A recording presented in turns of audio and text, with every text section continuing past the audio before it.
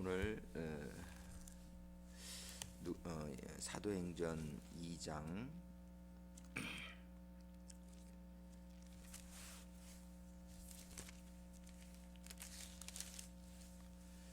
사도행전 2장 1절부터 4절까지 한 번 더 합독해서 읽습니다. 사도행전 2장 1절부터 4절까지 같이 합독하시겠습니다.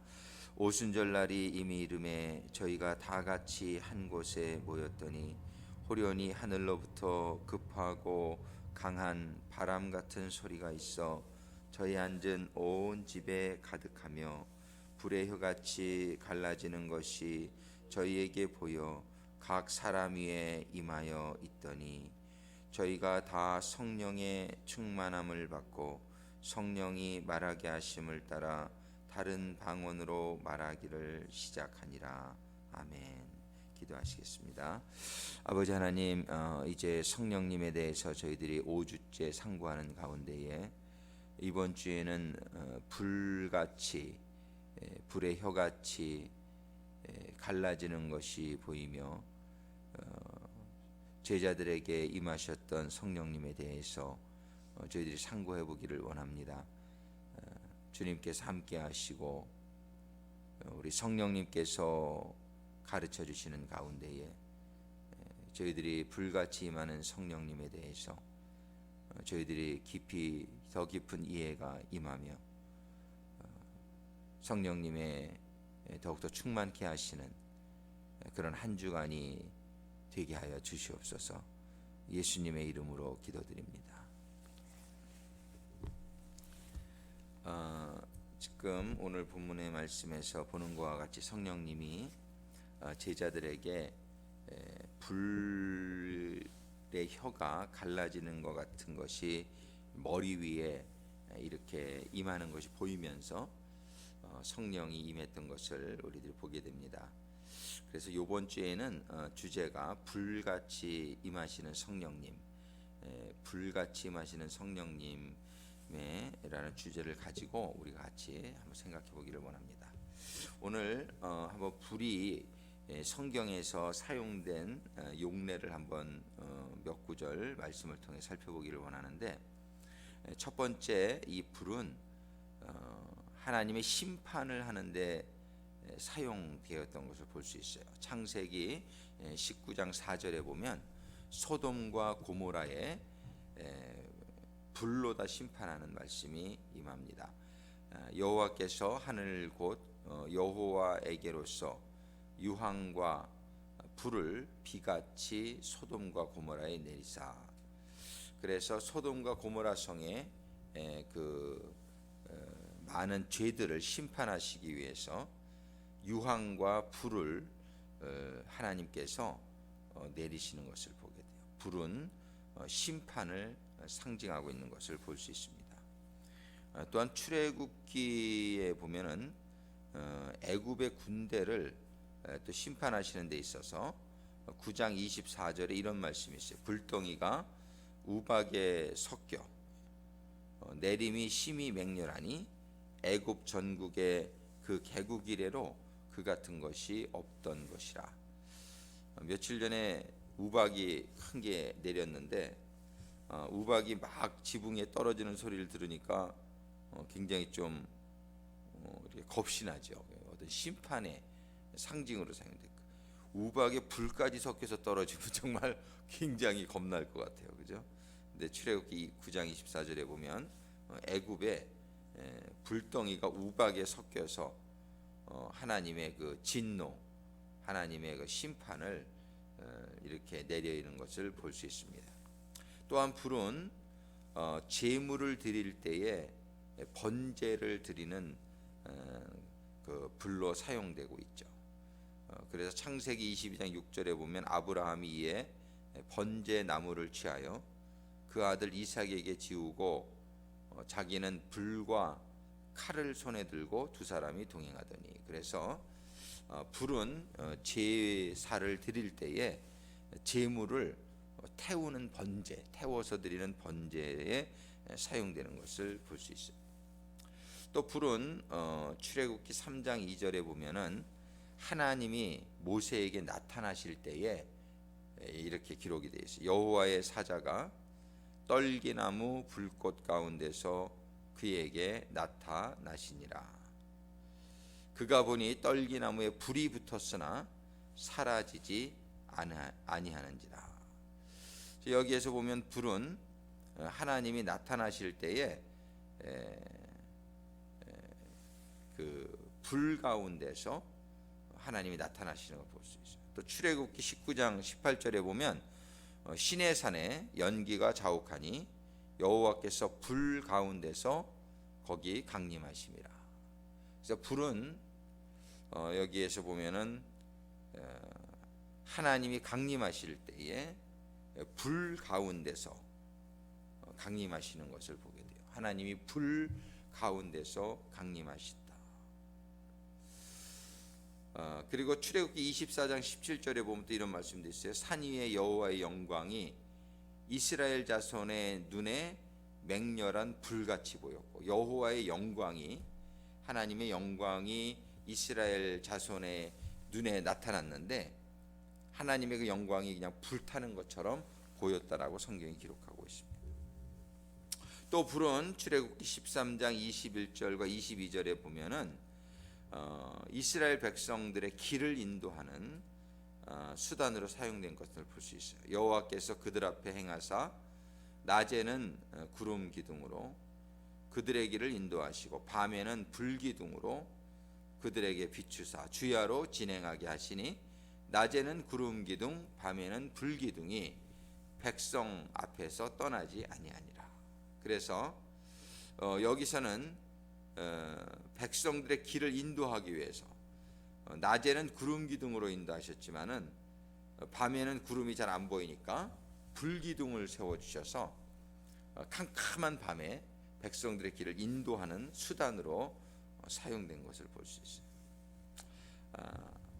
우리가 이렇게 우리는 보통 음식을 해 먹을 때 불을 사용하는데 성경에도 보면 물론 음식을 사용하는데도 불을 사용한 예가 많이 있죠. 일반적 그러니까 그건 우리가 다 알고 있는 사실인데 불이 음식을 해 먹는 것 이외에 우리가 사용되는 용례를 살펴볼 때에 제가 성경을 아직 전체적으로 다 보지 못했지만 요 정도 지금 창세기와 출애굽기를 통해서 보게 됩니다. 성령이 불같이 임하셨다 이런 말씀 가운데는 성령님의 역할이 그런 어떤 불의 사용의 용도와 연관이 있다 이런 걸 우리가 생각해 볼 수 있어요. 그러니까 성령님은 불이 심판에 사용됐듯이 성령님도 사람들의 죄를 깨닫게 하시고 또 죄를 징계하는 데에 성령님이 사용되신다. 아마 이게 용례를 쭉 찾다 보면 아마 성령님의 그런 역할이 또 드러나게 될 줄로 믿습니다. 또 성령님은 제물을 드리는 데 사용되었다. 즉 성경은 우리 성도들이 산 제물이 되어지라고 말씀하시는데 우리가 산 제물이 되어지는데 정말 번제와 같은 삶을 사는 게 가장 아름다운 성도의 삶이다 우리가 이렇게 볼 수 있겠는데 우리가 번제와 같은 삶을 살기 위해서 성령의 불이 필요하다 이렇게도 볼 수 있겠어요. 그래서 우리가 성령의 불에 뜨거워지게 될 때에 우리의 삶 자체가 하나님께 제물로 드려지는 삶이 가능케 하는 성령은 그런 역할을 해주신다. 또 하나님이 나타나실 때 불꽃 가운데서 나타나신 것으로 성경은 기록하는데 우리 하나님께서 우리들에게 임재하실 때에 성령님을 통해서 성령님을 임재 가운데 하나님이 우리에게 말씀하신다. 연결이 충분히 될 수 있는 일이라고 생각이 됩니다. 성령님이 길을 인도하신다. 이거 자명한 일이죠. 구약 시대의 모든 사건은 예표적인 사건이다. 우리가 이렇게 얘기해요. 그거를 영어로는 타이피컬 이벤트다. 타이피컬 또는 심볼릭. 그래서 구약 시대에는 불기둥으로 실제로 이스라엘 백성들을 밤에 인도하셨지만은 신약 시대는 영적인 해석이고 실제죠. 사실은 우리 신약 시대에 사는 우리들은 영적으로 캄캄할 때에 또는 고난의 길을 걸을 때에 우리 성령님이 불기둥처럼 우리들의 길을 인도해 주신다라는 뜻으로 우리가 받아들일 수 있을 것 같습니다. 우리는 이렇게 성령님의 역할을 또 불같이 임하신 성령님을 통해서 2주간에 계속적으로 살펴볼 수 있게 되기를 원합니다. 정말 하나님께서는 성령님을 우리들에게 설명해 주시는데 비둘기같이 임하시는 성령님이다 라는 말씀을 통해서 성령님이 그렇구나, 성령님이 우리들에게 임하면 새같이 날아다닐 수도 있고 정말 우리에게 눈물이 있게 하시고 겸손하게 하시고 고상하게 하시고 성령이 임하시면 우리를 평안케 하시고 정말 성령이 임하시면 우리들에게 그런 일들이 일어날 수 있는 것을 비둘기라는 새를 통해서 우리들에게 알려주시고 또 지난 주간은 바람같이 임하신 성령님이라는 그 말씀을 통해서 정말 성령님이 임하실 때의 바람이 과연 무엇을 의미하는가? 바람은 어디든지 부는 바람, 정말 언제든지 호련히 임할 수 있는 바람. 그 바람은 급하고 신속하고 강하고 능력이 있고 그리고 정말 그 바람은 온 집안에 가득하는 것처럼 성령님은 공동체적으로 그렇게 임하시기를 원하시는 성령님이다 라는 사실을 또 우리가 깨닫게 해주셨습니다.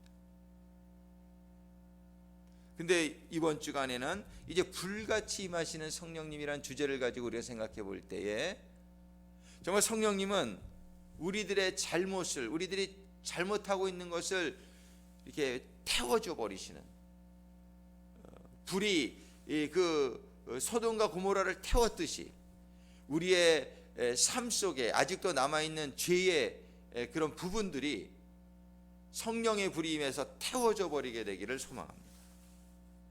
정말 이 성령의 불로다가 우리의 죄들이 태워져 버리고 우리의 죄들이 심판받고 그리고 우리가 거룩한 하나님의 성전으로 회복되어지기를 원합니다. 정말 성령의 불이 우리들에게 임하심으로 말미암아 우리가 진짜 번제의 삶이 정말 성령의 불로 우리가 활활 태워지는, 정말 우리의 삶이 막 태워지는, 그래서 하나님께 온전히 향기, 아로마, 정말 우리들의 삶이 하나님께 번제의 향기로 드려질 수 있기 위해서는 성령의 불이 우리에게 임하게 되기를 소원합니다. 성령의 불로 우리를 태우셔서 정말 우리가 다른 것에 사용되지 말고 우리의 삶이 온전히 이제 하나님께 드려지는 향기로운 제물이 되어지기를 소원합니다. 우리는 성령의 불이 우리들에게 임할 때에 하나님을 볼 수 있는 우리의 인생이 되기를 소원합니다. 불꽃 가운데 임하신 하나님이 우리에게 불 같은 성령이 우리들에게 임하실 때 그 불꽃 가운데에 현현하시는, 임하시는 그런 성령님의 임재가, 하나님의 영광이 우리들에게 충만한 삶이 되기를 소원합니다. 정말 우리가 어렵고 힘들 때에 캄캄한 밤과 같은 그런 상황 속에 우리가 처하게 될 때에 우리의 길을 인도해 주시는 성령님이 우리와 함께하는 그러한 한 주간이 되고 그러한 우리의 남은 이 땅에서의 삶이 되어지기를 소원합니다. 성령님이 얼마나 좋습니까? 그렇죠. 성령님이 우리들에게 정말 임해 주시기를 아주 참 사모하는 그런 생각이 우리들에게 이런 공부를 할 때에 들게 되는 것을 감사하게 생각을 합니다. 이제 우리가 오늘도 기도할 때에 이러한 성령님, 불같이 임하시는 성령님, 이 아침에 저에게 임해 주셔서 아직도 제가 정리하지 못하고 있는, 아직도 온전히 버리지 못하고 있는, 저희들의 인격적으로 남아있는, 내적으로 남아있는 그런 모든 죄의 요소들이 이 시간에 성령의 불로 태워지게 하여 주옵소서. 우리 오늘 같이 기도하면서 불같은 성령이 임하시기를 사모하는 가운데 기도하시겠습니다.